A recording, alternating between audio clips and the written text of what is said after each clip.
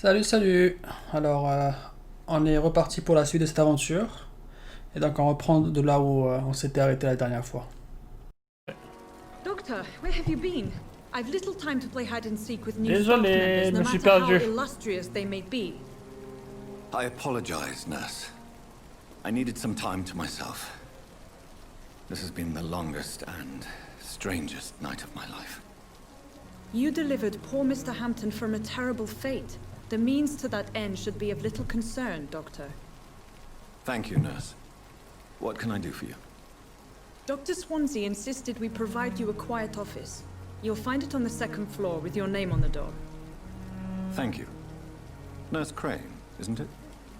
Yes, Dorothy Crane. Welcome to Pembroke Hospital, Dr. Reed. Your office has been prepared.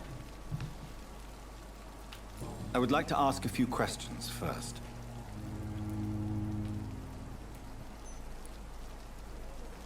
What kind of man is Dr. Swansea? Well, you accepted the job from him. I thought you would have known about your employer. It's right to assume Dr. Swansea knows far more about me than I do about him. You'll get to know him soon enough, and better than me. The administrator has better things to do than mix with us. Apologies, I've only just met him the once. This is sudden. I've only just returned to England. Dr. Swansea is a brilliant surgeon and the most compassionate physician. Ok. And Mr. Hampton, the patient we brought in, how does he fare? I gave him a sedative to help him sleep. Poor thing was in quite a state of shock. If you could point me in the direction of my room again, nurse. Second floor of the hospital, left after the stairs. It's the last vacant office at the end of the corridor. Alright. Thank you, Nurse Crane.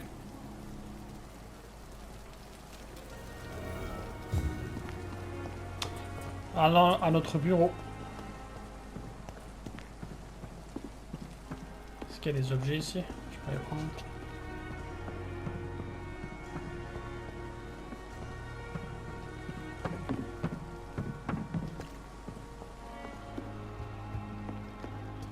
Que dalle.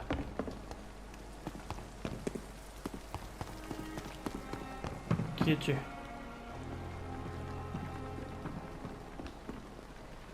Good evening, sir. So it is true.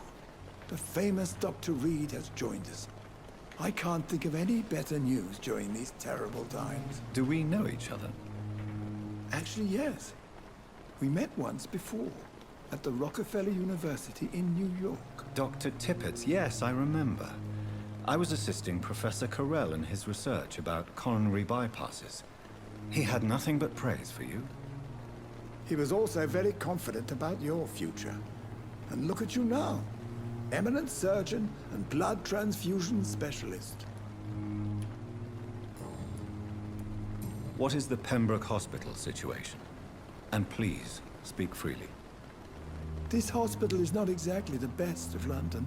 I'm sure you are used to working in a better environment.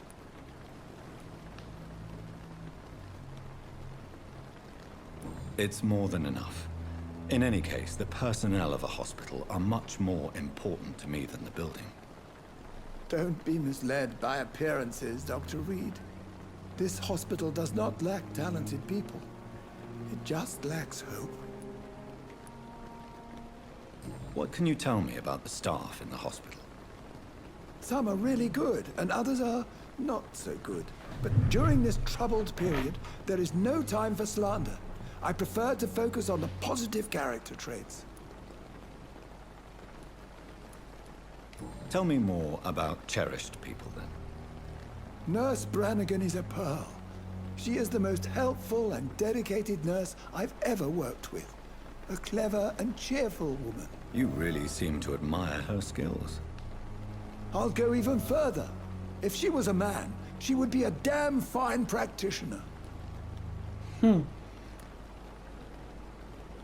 Any opinion about the management? I don't always agree with Dr. Swansea's reserve, but I must admit he does all he can to keep this facility running during this crisis. Ah, yes, the burden of command. I was fed up with this concept while serving as a medical officer. Don't get me wrong. Swansea's a good administrator. I just wish he would get out of his office now and again.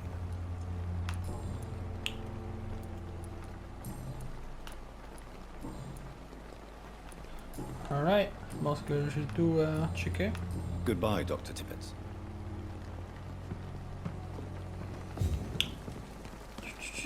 On a trouvé de nouveaux indices sur... de nouvelles infos. Ou de nouvelles infos sur... infirmière Crane. Nurse Crane.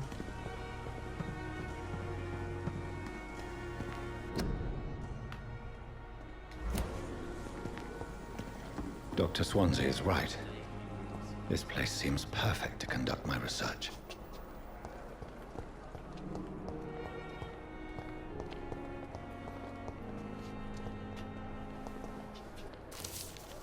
I wish I could. Oh boy. Mes chers frères, je dois désormais attirer votre attention sur un point très important. L'utilisation de l'ail comme protection contre les vampires. Mettons tout de suite les choses au clair. L'ail ne vous protégera pas, ne vous protégera jamais contre ces créatures, peu importe sa fraîcheur, sa puissance ou son odeur. L'ail est complètement inutile en tant que moyen de défense. Le roman de Bram Stoker a causé des dégâts incroyables sur les croyances populaires. Oui, bien évidemment, les peuples slaves d'Europe de l'Est mettent des gousses d'ail dans leurs cercueils. Bien évidemment, les habitants de l'île de Santorin en accrochent à leurs fenêtres. Il y aurait beaucoup de choses à dire sur cette île. Ils espèrent un jour y retourner afin de pouvoir étudier plus avant leur tradition occulte. Mais l'ail n'est pas là pour protéger les vivants du mal. Il est là pour dire aux morts que les vivants ont conscience de leur malfaisance. C'est un symbole et rien de plus. Alors je vous en prie, mes frères, allez-y, mettez fièrement votre ail, accrochez-en autour de vous, portez-en sur vous, et affirmez à force des ombres que vous n'avez pas peur. Mais si vous cherchez une protection contre le surnaturel, vous devrez creuser beaucoup plus profondément de secrets occultes, car voici la vérité. Mes chers frères, l'ail ne repousse pas les vampires, mais toutes les plantes fraîches peuvent leur faire du mal. C'est comme si leur corps ne pouvait pas supporter la présence d'éléments botaniques. J'ai vu un vulpe enragé prendre ses jambes par son cou, après avoir été frappé par une rose. Oui, vous avez bien lu, une simple rose. J'ai vu un écone déchaîné s'écrouler et demander grâce après avoir été frappé par un puits en bois. Je ne sais pas pourquoi la flore est aussi efficace et je serais prêt à donner mon bras gauche pour le découvrir, mais les faits sont bel et bien là. Les vampires sont très sensibles aux herbes, plantes et morceaux de bois frais. Issus de affrontaison, comment et pourquoi, par Usher Tautry, primat de la confrérie de l'étoile de Saint-Paul. Sick again. Whew. Blood boil with the fever. Good evening, sir. Can I help you? Unless you're here to fix my face. No. I don't think you can help me. I'm Dr. Reed. I've recently taken the position of head surgeon here. War injuries, am I right? You guessed right, Doctor. German shell took my pretty little mug right off. But they still call me Thomas Elwood. J'aime bien le fait qu'on puisse parler à tout le monde.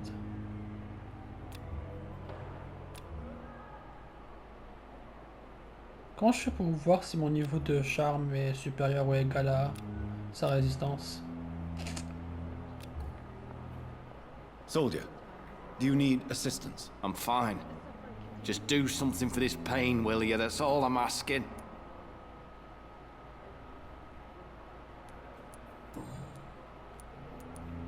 How is your stay with us, Mr. Elwood? Oh, it's bliss. I just escaped La death conversation qui a in rien the à voir. trenches to be surrounded again by the moans of the dying. Can I ask you precisely why you're a patient here? It's the pain, sir. The drugs don't work. It just hurts under the scars, if you get my drift. Can I do anything for your pain? Nurses gave me a bunch of pills. No effect. Told you. It's like the flames are under my skin, burning away. Who is treating you? Is someone in particular looking after your case? Nobody since the old and tired doctor spoke to me. Started to think I was forgotten about. Wouldn't blame you. You don't seem worried by that. My face hurts so much more when I smile or cry. I've learned it's easier not to speak. but be assured I'm smiling inside. Oh. Soldier, do you need assistance? I'm fine. Just do something for this pain, will you? That's all I'm asking. Ok, donc je peux rien faire en fait pour ça. Goodbye for now, Mr. Elwood. You disgust on every street corner. The daily Et routine. lui, Good c'est le evening, prêtre. Mr. Hampton. How do you feel? Dr. Reed, is it? Oh, sir, I must apologize for my behavior. What do you mean? I was not myself in the factory. Fear and exhaustion made me say awful things to you, I'm afraid. You remained perfectly nice and polite. A little delirious, perhaps. But who wouldn't be after enduring an abduction? Thank you, Doctor. That's a relief. Now all I need to do is rest and return to my flock.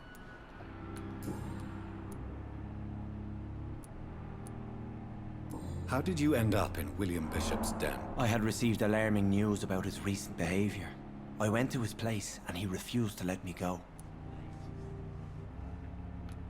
Why did he abduct you? William was an alcoholic. His addiction suddenly changed to blood.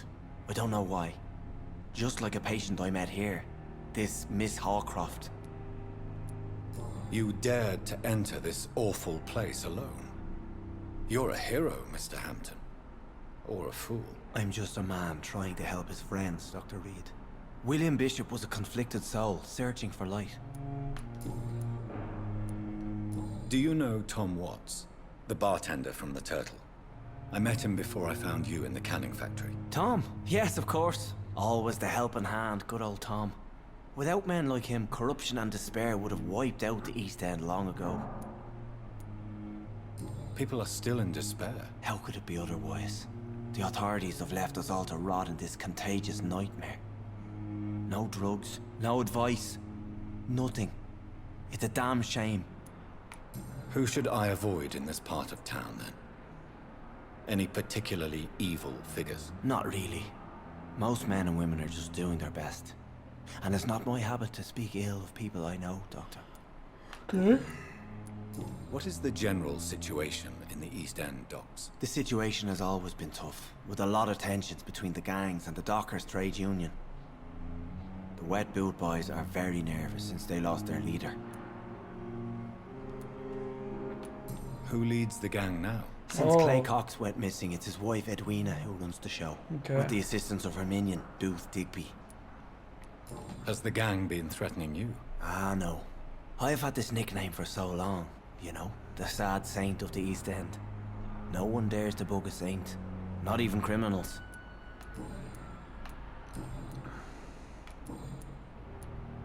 What do you do for a living, Mr. Hampton?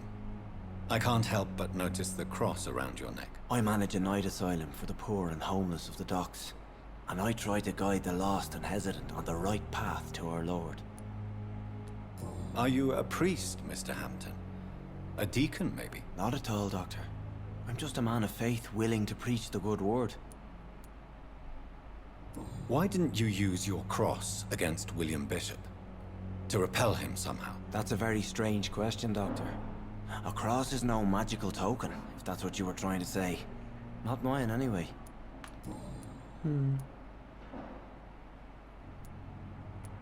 Have you made friends since you arrived? Not really, but I recognize Miss Harriet Jones. I knew her when she lived by the docks. That poor woman had such a miserable life. You never came to see her here at Pembroke? Receiving visits when sick can be an important part of the healing process, you know. We're not just bodies. You're preaching to the converted now, Doctor. To be truly honest, I thought she was dead. She left the docks many months ago. How do you feel, Mr. Hampton?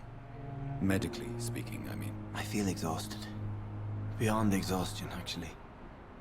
William drank so much of my blood in his madness. I feel empty. You're in good hands here. Dr. Swansea is well versed in blood transfusion, and I'm sure he'll take the best care of you. Thank you, sir. I believe all I need is rest. And then I can go back to the people who need me. Goodbye, Mr. Hampton. We'll talk again later. Hell yeah, we will. The pain. It's locked, all right. Here again. Bon. Est-ce que tu es Madame Crane? Giant. Non. Good evening, nurse. Good evening, Doctor. I don't think we've been introduced yet. My name is Pippa Hawkins. And I'm Dr. Jonathan Reed. Dr. Swansea has recently offered me a position in this hospital. Well, it's a euphemism that your help will be appreciated, Doctor. How would you describe the situation at the Pembroke Hospital? It's serious. The flu is wreaking havoc amongst the staff and patients. We are running out of everything. Nurse Hawkins. I wish I could believe you. But what if this epidemic was...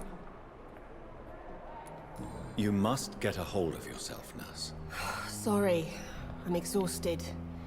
No one has any idea when this epidemic will be over. How long have you been a nurse? Or long enough to see that the epidemic is winning. And no matter how qualified you are, don't tell me you'll change that.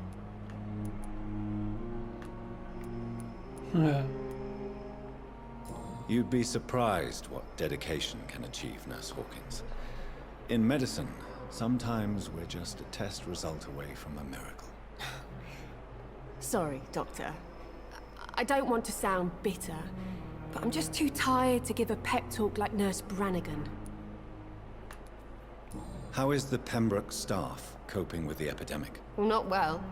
Milton, the ambulance driver, is even more Okay, grumpy than ambulance, yeah. usual, especially concerning doctors. Pourquoi? Why does Milton dislike doctors? I don't know. Just ask him.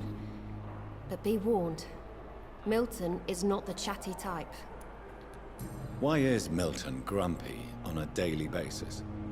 Is it just an act? Milton's not the kind of man who's bothered about a bad reputation, whether he deserved it or not.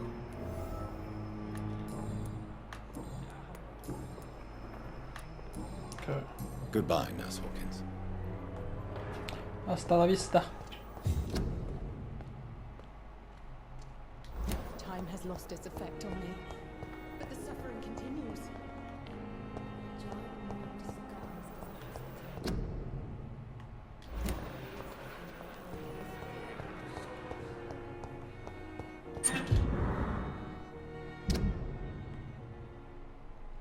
Birmingham, 27 octobre. Salut Surette. Comment ça se passe dans la capitale? Ici à Birmingham, c'est pas terrible. On dirait que la grippe a fait son retour et on a beaucoup de gens infectés dans le voisinage. Tu te souviens de Micheller, la vieille alcoolique du 3e?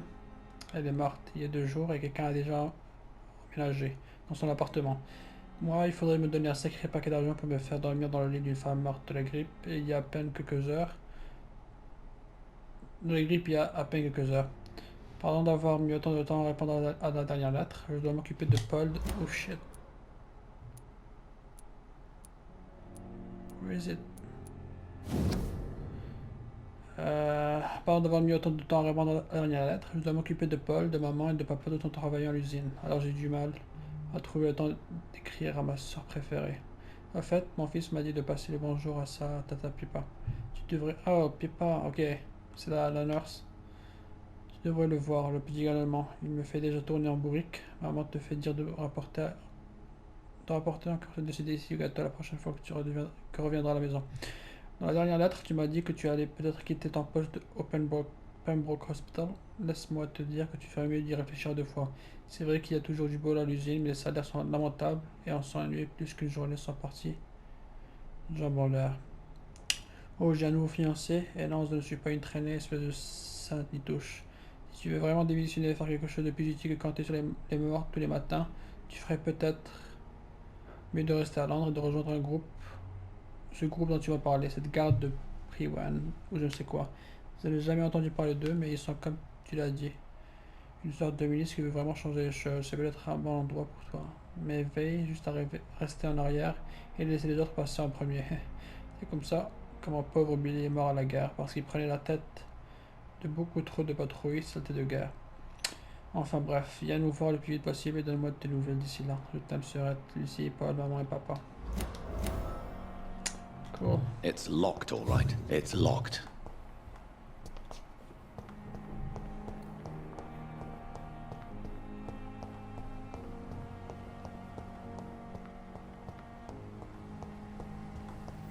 Ok.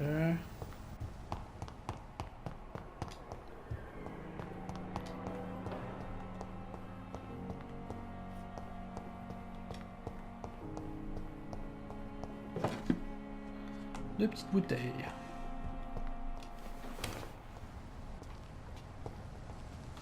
Ok.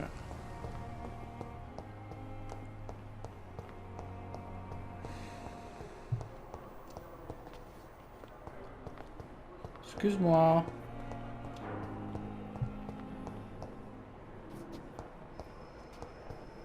Quelqu'un vient d'insulter les infirmières. C'est pas cool ça. Good evening, Doctor. I believe we're going to be working together. Dr. Reed. Dr. Swansea informed us of your arrival, but I could not dare to believe we'd have such good fortune. Such an honor, sir. Thank you. And you are? I am... Oups, désolé, la capture a arrêté. Parce qu'on a dépassé les 60 minutes. On va reprendre.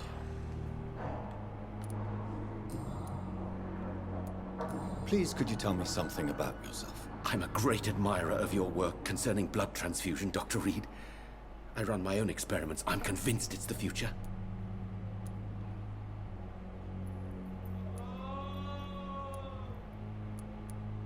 What made you choose to be a doctor? I'm not ashamed to admit you and your work have inspired me. I am honored to have the opportunity to work by your side.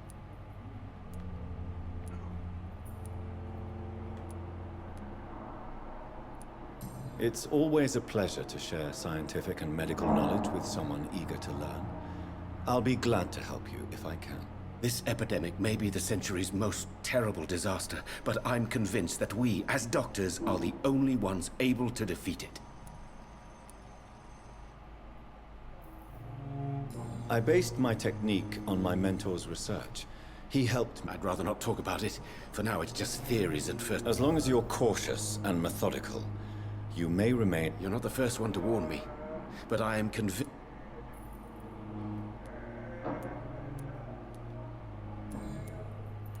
Wait, hold on. Please, could you tell me... I'm a great admirer of your work concerning...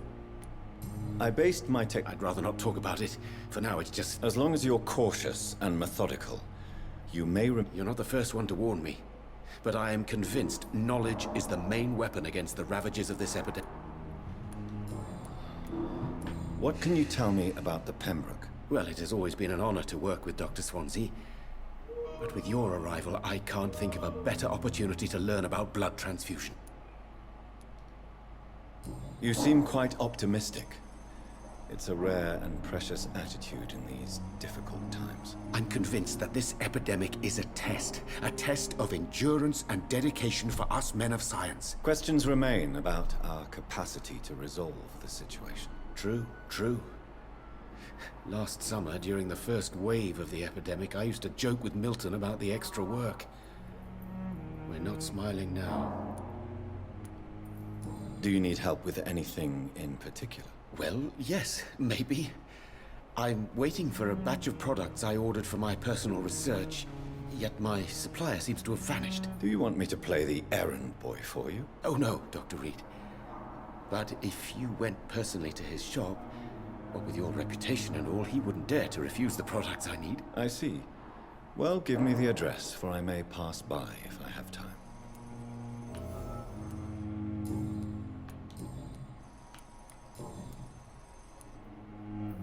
Tell me more about your willingness to experiment with new medical techniques. Harvey Fiddick is a patient suffering from a severe injury that could cripple him if not treated correctly. I'm convinced your blood transfusion technique could help him. What is it you really want? To save him, or to prove your point? Fair question. I want nothing but to save my patient, Dr. Reed. Especially since I know Mr. Fiddick's story. Tell me Mr. Fiddick's story. Our first diagnosis was compromised because Mr. Fiddick lied to us about the real origin of his injury. He first claimed it was an accident. But why would he hide such crucial information from us? Because he is a proud father, ashamed of putting his children at risk because of his own negligence. This personal involvement could also appear to be a lack of impartiality. You must know that a good surgeon must remain neutral. I agree. but that does not excuse Dr. Ackroyd's behavior. A man who did not even take time to converse with his patient. Do you think keeping his distance was a mistake? All I know is that I'm taking care of human beings with desires, hopes, and fears. Not some biological machine comprised of blood, bones, and flesh. Goodbye, Dr. Strickland.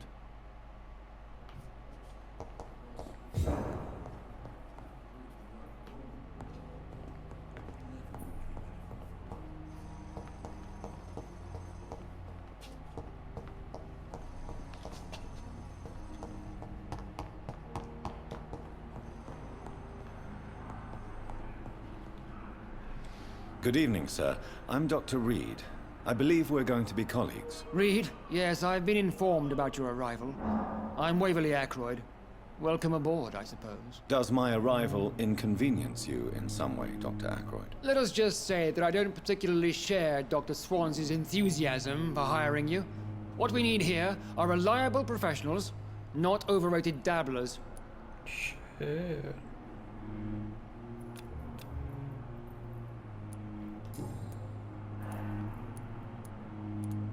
If you have a problem with me, Dr. Ackroyd, please feel free to tell me. Dr. Swansea has imposed your presence on this hospital without asking anyone's advice.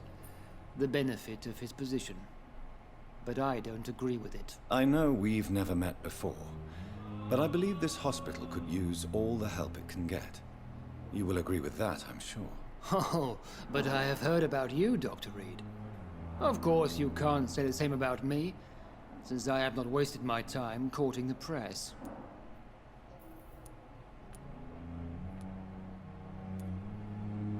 There is no need for such animosity between us. Don't you think the epidemic is already enough to deal with? That is one point we could agree on. And that is precisely why I want to be sure that you will be of help to this hospital, instead of a burden. Since your tenure in this hospital is longer than mine, perhaps you can tell me more about this place. Let's just say I'm tired of the carelessness around me. I have always respected the skills of Dr. Swansea, but over time his enthusiasm has become displaced. Carelessness? Exactly what are you talking about? We're here to save lives. The people who trust us are not volunteering for experimentation. They're here to be healed. I don't intend to run any radical experiments, Doctor. Even if I, as any good practitioner should, express an interest in pushing the boundaries of medical research. Modern medical methods were created through audacity and ego. But there are rules in our line of work, and they're here to protect our patients. Tell me, Waverly, what do you think of Dr. Strickland's enthusiasm for his experimental research? Strickland is playing with his patients' lives for pride and glory.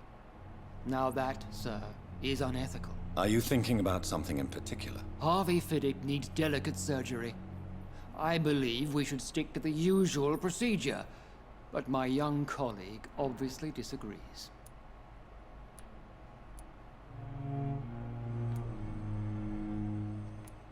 Why do you wish to lead this surgery? I strongly believe that Mr. Fiddick should not be butchered to test an unproven procedure.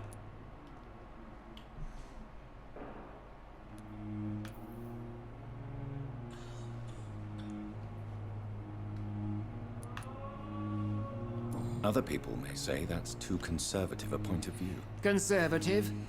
And what are you going to say to Mr. Fiddick if he loses his arm because of the operation? Because that's what's going to happen if the surgery is a failure. And are you not afraid that your rivalry with Strickland may be blinding you? Rivalry? I guess you could call it that. But I will never be childish enough to let my personal feelings affect my judgment.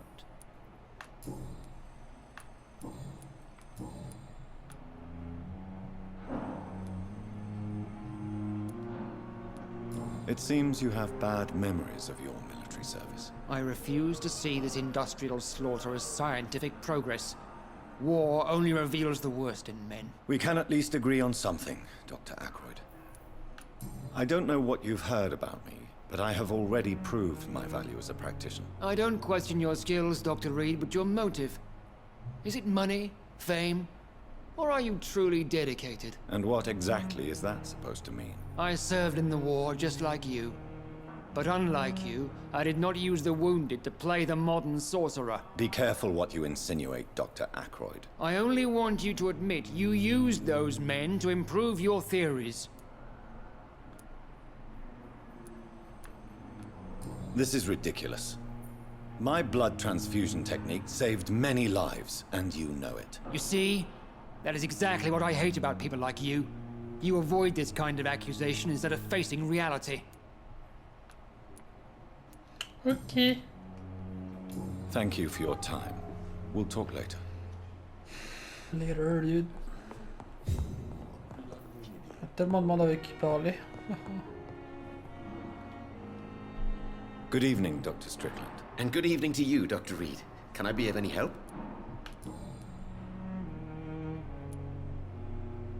What do you think of Dr. Ackroyd's aversion to modern medical methods? It's a shame he's so narrow-minded.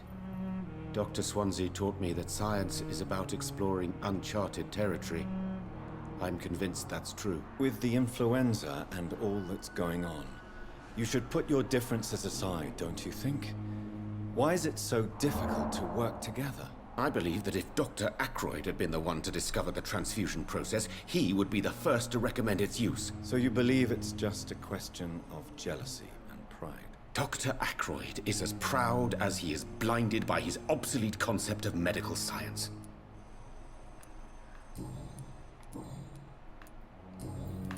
Goodbye, Dr. Strickland.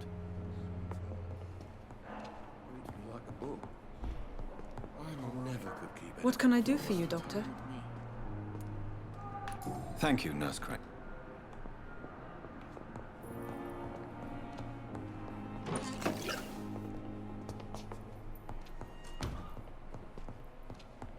I cannot enter. Ah, la porte est juste ouverte.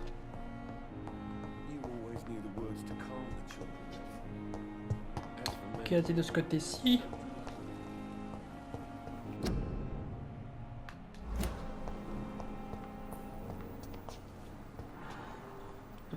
Ça fait peur. Bon. Montons au premier étage.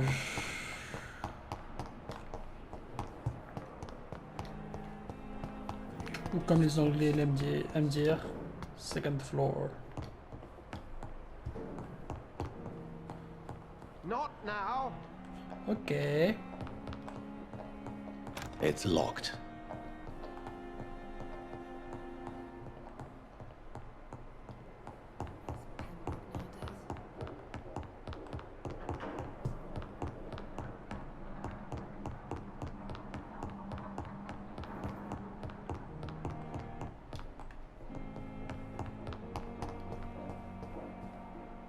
J'imagine que c'était ici mon...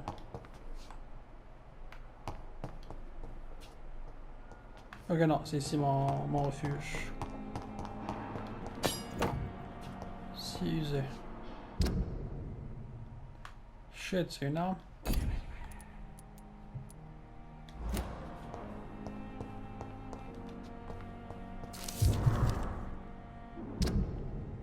Thomas Elwood, homme 28 ans, suivi par Dr. Tippett, état convalescent, date d'admission 16 septembre à déterminer. Le visage du patient était sévèrement brûlé et défiguré par une bombe durant la guerre. Malgré l'utilisation de puissants sédatifs, il affirme endurer régulièrement de violentes douleurs comme si des flammes étaient toujours en train de brûler sous sa peau. L'examen des tissus ne montre aucune trace d'inflammation, d'infection ou de gonflement. Les cicatrices sont propres et en cas de dommages nerveux persistants, le patient ne cesse jamais de se tenir responsable de cette défiguration. Et c'est un cas de culpabilité du survivant, les douleurs fantômes qui se manifestent comme une punition pour ne pas être mort avec ses camarades. Ok.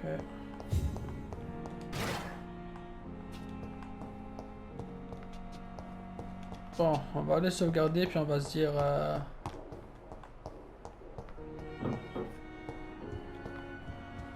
On va se dire au revoir. This must be the place.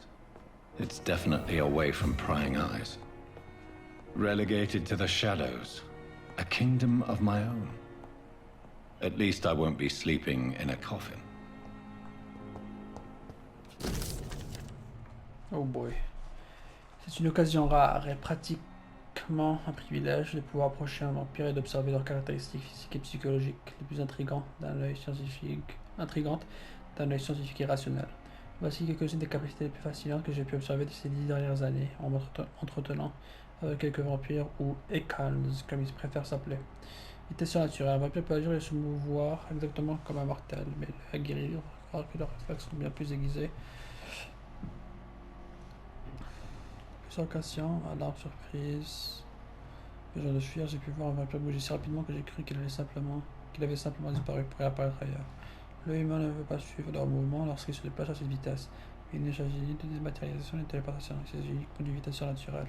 Pour moi, c'est un attribut presque félin qui leur permet de courir, esquiver ou sauter plus loin, plus vite que nous. J'ai également remarqué que se mouvoir à cette vitesse les exténuait, et qu'ils étaient donc sujets à des limites physiques.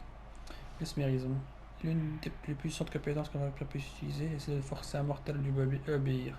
On appelle cette caractéristique le mesmérisme, mais elle n'a aucun lien avec la capacité humaine à changer l'état mental de quelqu'un. Un vampire peut soumettre l'esprit d'un humain à sa volonté, voire le briser.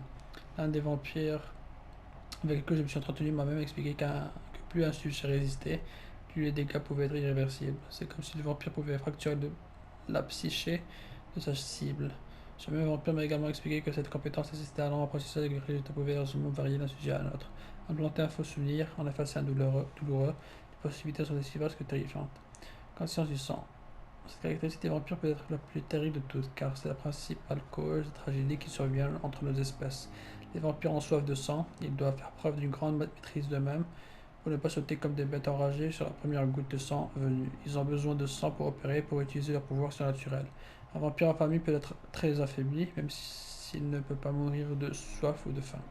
Ce désir, ce besoin de sang explique pourquoi les vampires y réagissent avec autant de force. Un vampire m'a avoué que le sang pouvait parfois l'aveugler lorsque son odeur et son attrait devenaient trop puissants.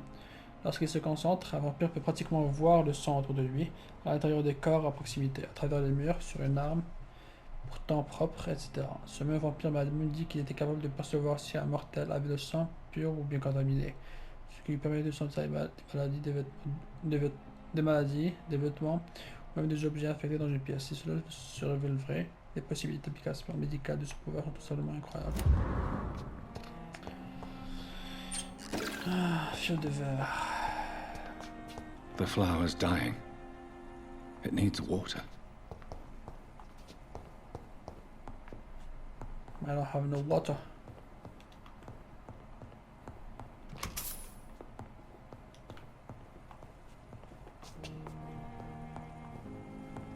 Water.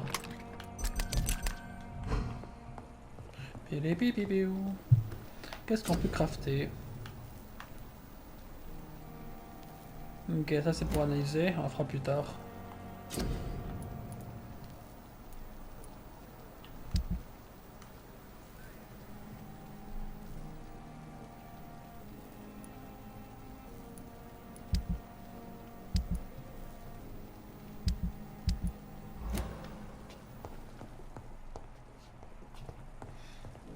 Vas-y, on va aller se coucher.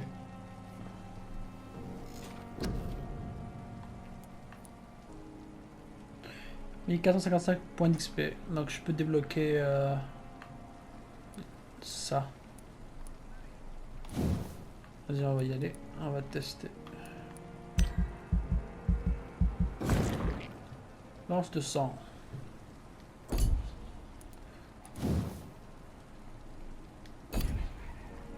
400 points qui me restent.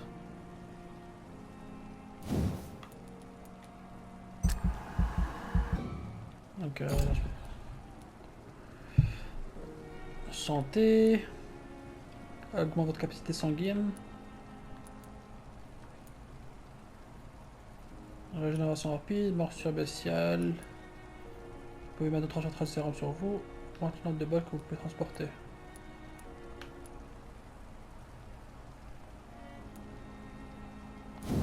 On va améliorer ça.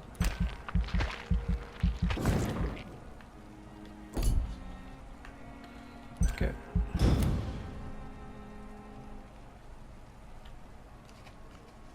La nuit suivante.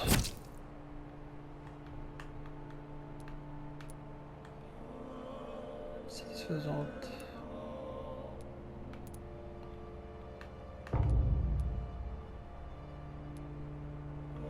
shit grave ici. Stable.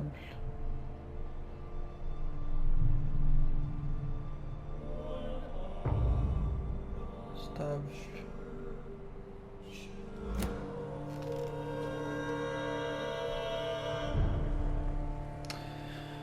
Bon bah sur ce, je vais vous laisser.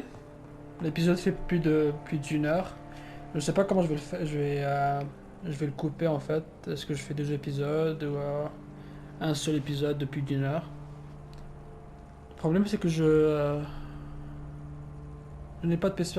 Je n'ai pas de PC en ce moment. J'utilise juste Share Factory, qui est une application sur PS4 qui me permet de faire des montages légers. Mais je ne pense pas que je puisse mettre un clip de plus d'une heure dans le Share Factory. Donc je vais sûrement devoir split l'épisode en deux. Deux épisodes de 30 minutes à peu près. Ou un truc du genre. En tout cas, merci d'avoir suivi cet épisode. Puis on se dit à la prochaine. Bye bye.